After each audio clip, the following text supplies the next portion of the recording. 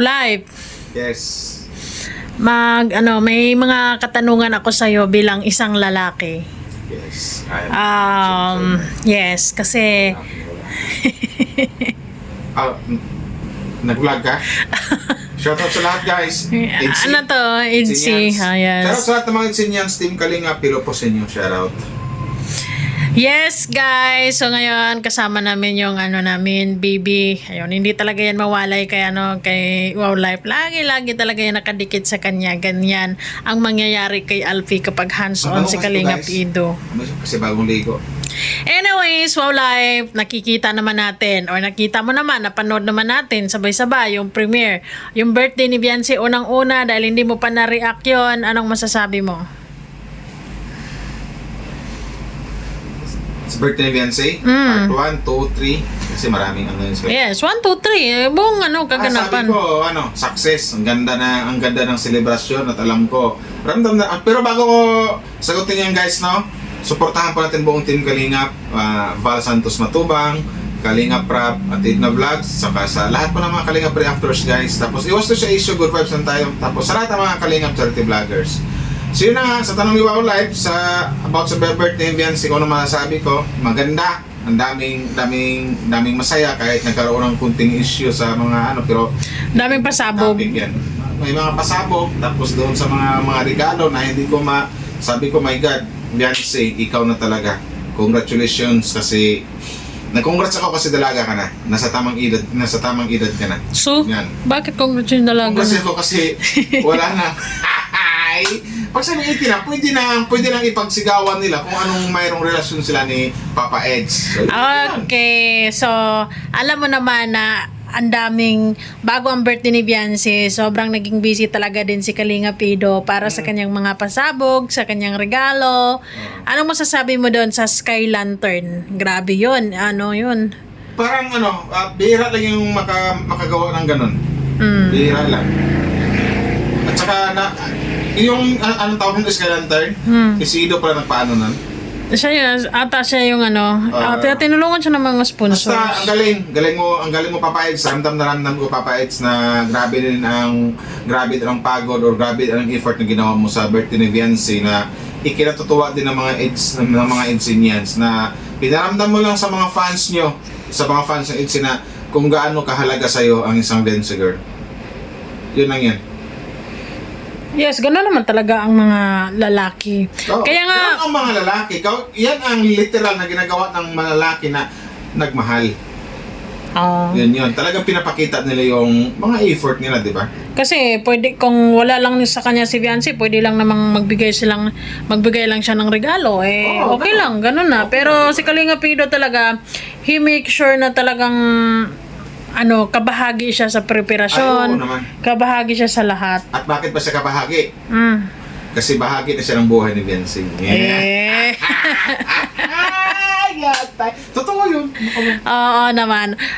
Okay, ano masasabi mo dahil unang regalo ni Kalinga Pido kay Beyonce is meron na silang baby Alfie ang pangalan. Yung ano bang lahi nun? Chitsu, mahal yun. mahal.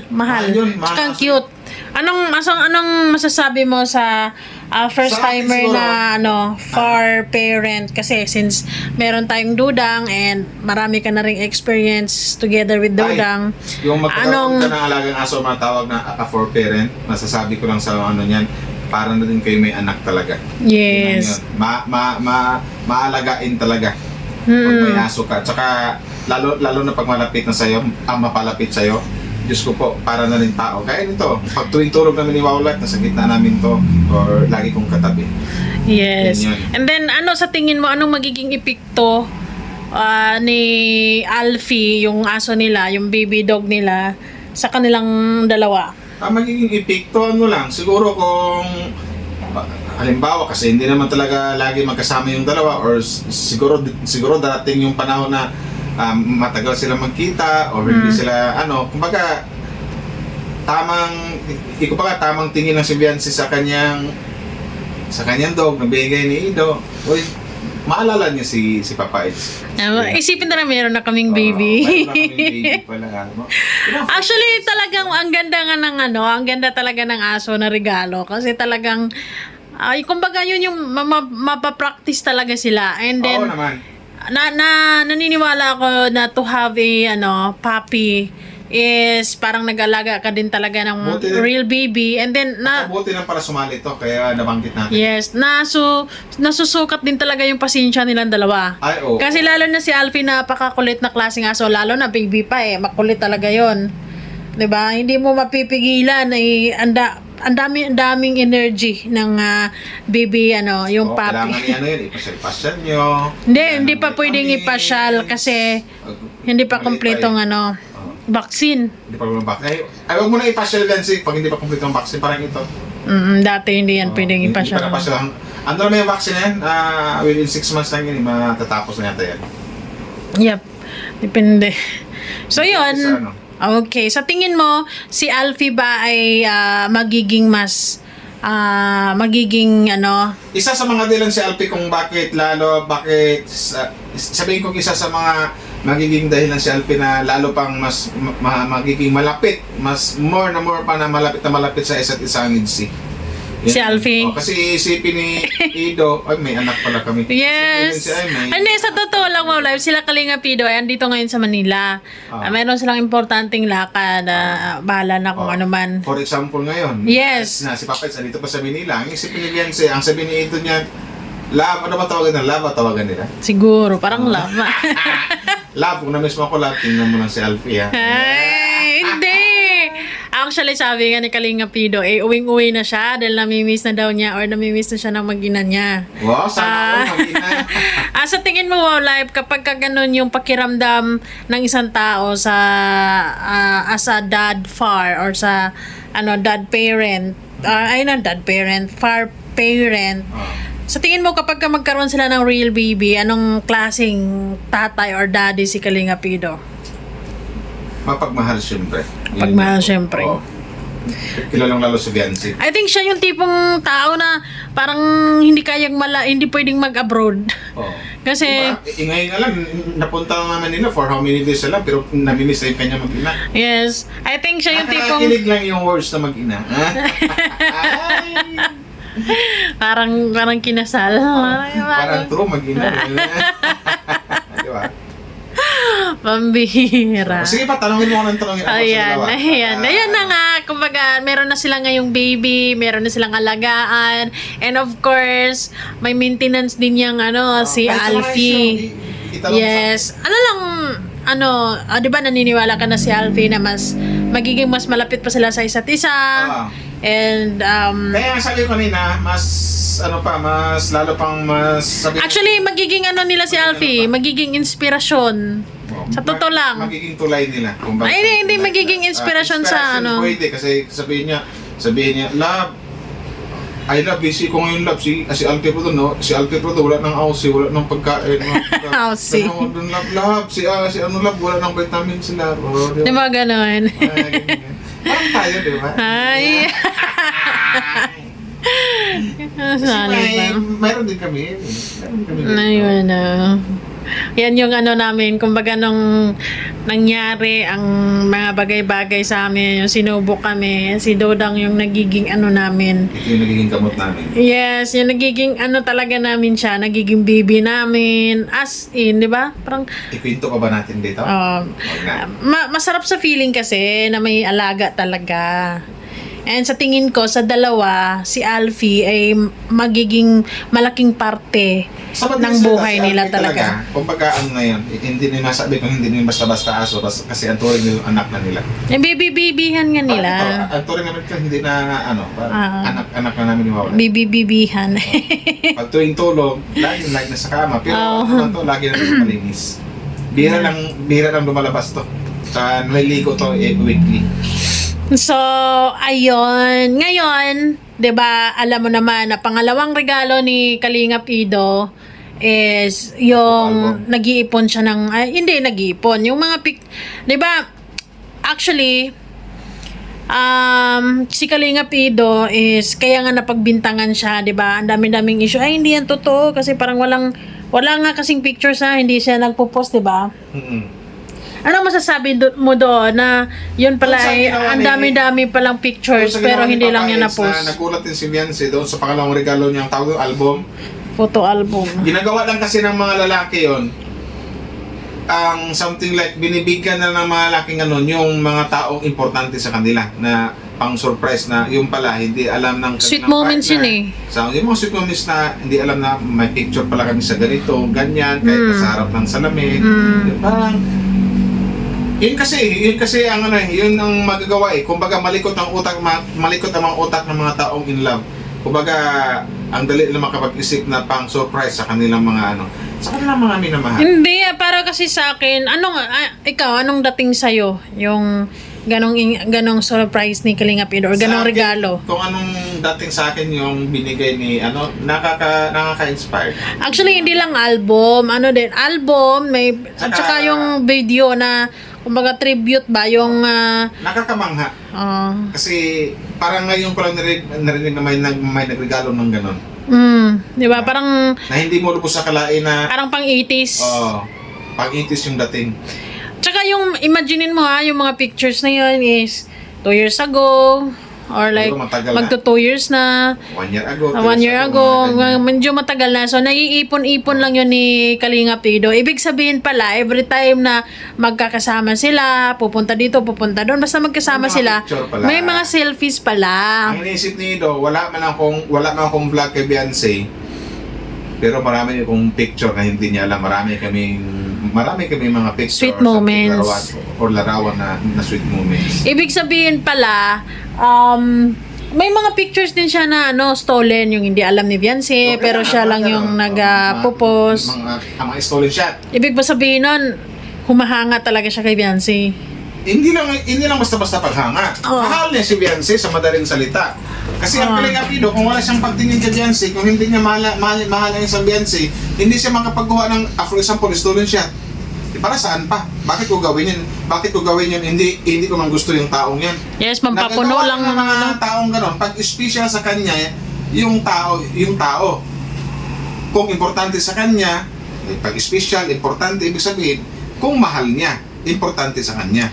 Tsaka masasabi mo talaga na kinikip talaga ni Kalinga Pido yung mga moments na yun kasi ang sinasabi kasi ng iba na parang in-screenshot lang daw galing sa mga vlogs. No, hindi kasi dahil wala yun sa vlog.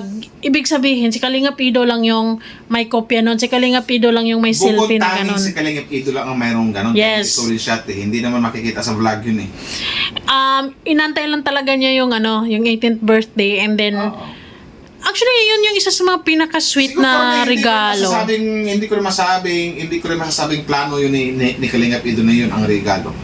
Nung simula nung mga una. Hindi ko. Kumbaga, yun kasi ang naramdaman ko parang yun yung mga nagagawa ng taong in love kasi. Kahit pa nakakasawang sabihin, pero yun ang totoo Yung tipong, halimbawa kung may crush ka, yung ito papicturan ko yung mga ganon. Hindi, kasi kung siguro gusto sa taong yan, hindi mo gagawin yan. kasi may mga picture siya na dating-dati pa, yung bago pa lang sila ni Beyonce, ganon. Ibig sabihin, siguro sa tingin mo bilang isang lalaki, tingin mo dahil nagawa ni Kalinga Pido yung mga ganon, tingin mo nakikita niya yung sarili niya in the future. Kasi yan din ang ginagawa ko sa'yo. Doon sa isa kong cellphone, di ba? Kailan? Yung mga picture mo napakatagal na andun sa cellphone kong isa na nalala mo, andun ko pa sa Cavite. Andito mo yung picture mo, hindi mo mabura. Ganon kasi yung nagagawa ng taong pampat. Kung ano yung nagawa ni Kalinga Pido kay Beyonce, yan din ang nagawa ko noon kay Miss Sims Like. Sana all. Kaya ang bilis kong sabihin ngayon sa vlog na to na mahal niya yung isang Beyonce. Importante si Beyonce sa kanya, mahalaga sa kanya. Yun. Kaya nga sinasabi niya mag-ina. Di ba pwede naman yung sabihin na uwing-uwi na ako dahil miss ko na yung anak ko, si Alfie. Pero sabing mag-ina, it's giving alam na kung sino mag-ina, di ba? kilig. Diba? Nakakakilig na yung words na mag-ina. Diba? Para sa mga fans, di ba? Lalo na sa mga bashers, sampal yun Sampal yun na ito yung realidad. Wag nyo nang ilihis Hindi pa. man mabukas si Ido, hindi man siya showy, dinadaan niya sa mga gawa. Yun lang yun. Ay, sa Sukmay hindi siya showy. Hindi siya showy. Sa- Mas maganda na yung gano'n. At least Pero in real, at least, nag-i-effort siya. At least may kunting pang may kunting pampaano lang siya sa mga fans na, uy, na-miss ko na yung mag-ina ko. Well, wait lang.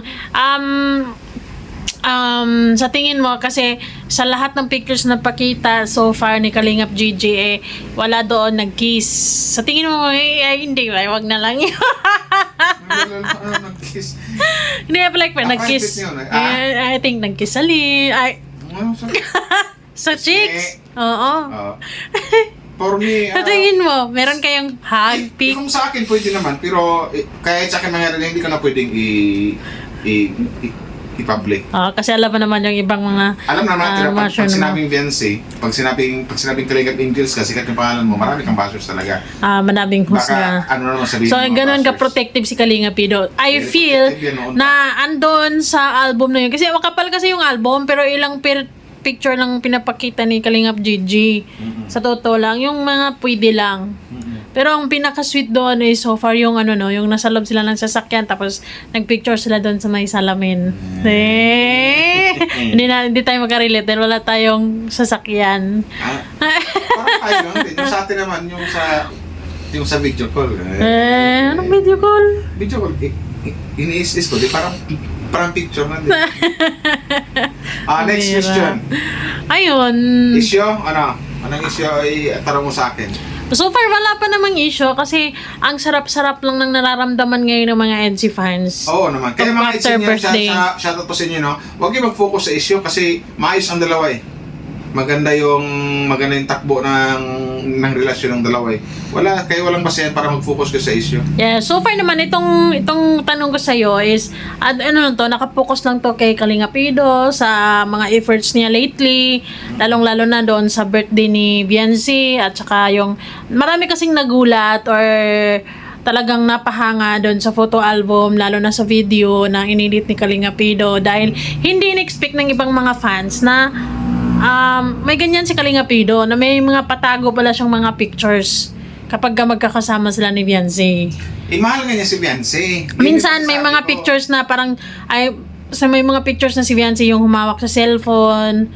So, free access pala si Viancy sa cellphone niya. Siyempre, meron sa relasyon eh. No, relasyon. Ganun lang. Ay, nako, Anyways, masaya ka sa nangyari sa EDSI ngayon. Sobra, oo naman. And syempre, masaya ka sa naging takbo ng relationship nila. Oo, siyempre. Hindi, kahit hindi masyadong... Sa tingin mo, wala mang nangyaring aminan sa birthday ni Viancy. Sa tingin mo, sila na? For me, in my own opinion, sa opinion ko, yes, sila na. Yun lang yun. Kasi hindi ka naman magiging mag-i-effort ng Kasi- marami-rami. Mayroon din kasi naisip ko na mayroon din dahilan kung bakit hindi na sa dating walang amin ang naganap. Pero darating tayo dyan. Hindi natin kailangan i-explain yung guys kasi alam ko namang alam nyo kung bakit. Pero darating tayo dyan. For Oo sure. naman. Sa tamang panahon.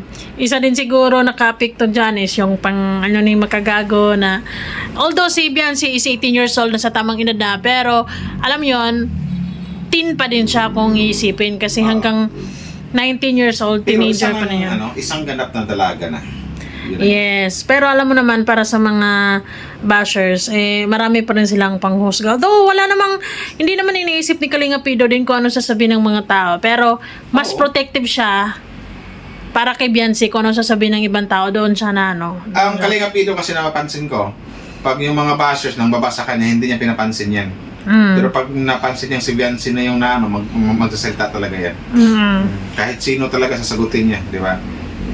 So, ibig sabihin talaga, bilang isang lalaki, ikaw lalaki, kapag ganun yung mga efforts ng lalaki, walang duda. Mahal na mahal. Kasi hindi naman magre-react si Ido kay Viancy kung hindi niya mahal eh. Magre-react. Hindi siya magre-react. Halimbawa, for example, yung nakarang buwan na sabi, si Viancy daw, nangangayat, para daw mapabayad sa pagkain, pero di ba, nagsalita siya. Kasi sabi niya, hindi naman daw yan pinababayaan. Diba? Yun yan. Bago sila nag-live. For example lang kasi, hindi namin binabalik. Bago sila nag-live, inalok naman niyang kumain. Di ba? Pero hindi daw talaga. Kasi, siguro masama pakiramdam. Balik yun. Anyways, yun. ang saya-saya lang ng relationship ng Edgy so far. After ng birthday, ang saya-saya lang. Though may mga issues, hindi naman mawawala yan. Next video na lang yung mga issues para ma-focus natin yung opinion natin. Yes. Kasi dito, ang gusto ko lang i-focus dito bilang isang lalaki, anong ibig sabihin ng mga efforts na yun ni Sa akin Kalinga naman Pido? bilang isang lalaki, mabigay kong opinion, final opinion ko sa Edgy, kay Ido, tsaka kay Beyonce. Masasabi ko lang, kaya nagawa ni Kalinga Pido yun, hindi dahil sa mag-love team lang sila, hindi. Kasi ramdam na ramdam ko talaga na magagawa lang yun ng isang lalaki sa babae pag ang naramdaman niya sa babae na yun ay mahal na mahal niya. Importante sa kanya. Yun lang yun. Kasi hindi, yun, kumbaga yung sa album nga, yung inano ni Kalinga Pido, yung kanyang niregalo, ay talagang doon ako napabilib kay Kalinga Pido. Kumbaga, pinaramdam niya kay Beyonce. Kasi kung wala ka namang pagtingin sa isang tao, Hindi mag-i-effort na gano'n yan. I mean, hindi ka rin magpipicture. Picture ng picture. Yun nga, hindi ka mga stolen shot, mga natin yung picture, di ba? Hindi ka magsisave sa album mo. Kaya, Yun lang kung yun. ako si Beyonce, talagang magugulat. May ganyan kang picture. Kasi minsan may mga picture doon na tawang-tawa si Beyonce. Hindi Oo. niya. Basta yun lang, sabi ko lang din, opinion ko sa Edgy, for me, hindi sa kahit sabihin wala tayong narinig na sila na basta ako, malakas talaga pakiramdam ko at alam ko at alam nyo yun siguro magkaprete ng naramdaman Edsynians na itong dalawa na to, mayroon ng matawag natin hindi pa paano ba sabihin sabihin natin, sige mag-boyfriend girlfriend ang Edgy, yun lang yun. Di ba? Para sa akin, yun lang yun. Iwan ko lang sa inyo guys, comment down below. Yes. And syempre guys, sa mga gustong umorder ng ating sabon, still available guys. For only 55 pesos, tingnan si Wow Life. Ang kinis ng face. Salamat! Salamat guys, bye-bye. And Salamat syempre, sa mga maraming salamat sa mga nagmamahal sa NC na, di ba, walang nagbabago. Todo support pa din. Bye-bye.